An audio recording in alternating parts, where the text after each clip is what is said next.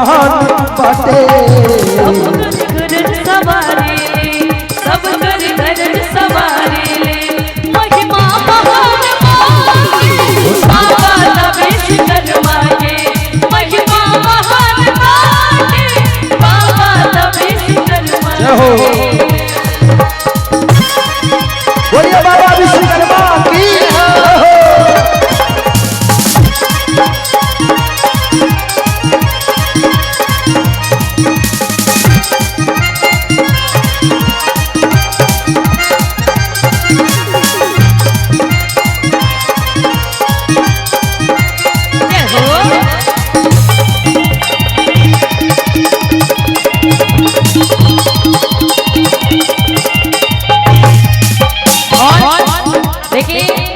बाबा विश्वकर्मा एक ऐसे देवता है।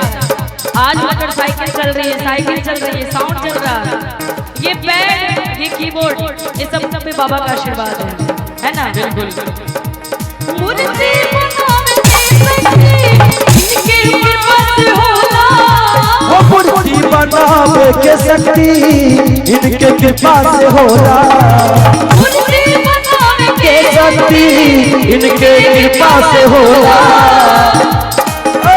सबके कारज सवारिया, सबके कारज सवारिया,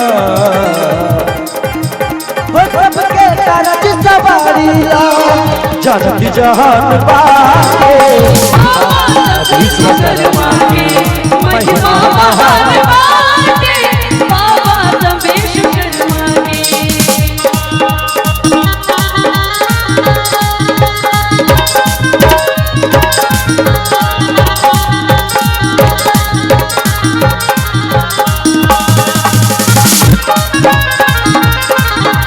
गलियों में रख दिल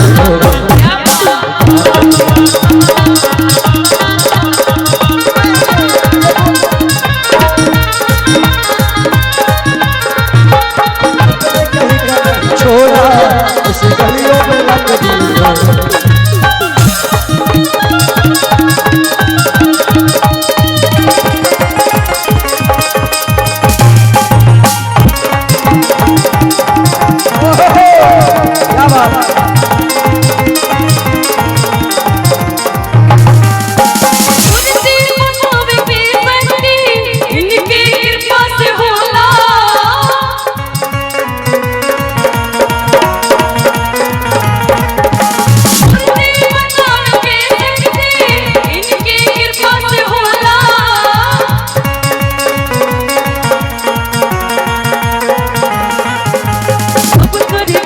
सवारे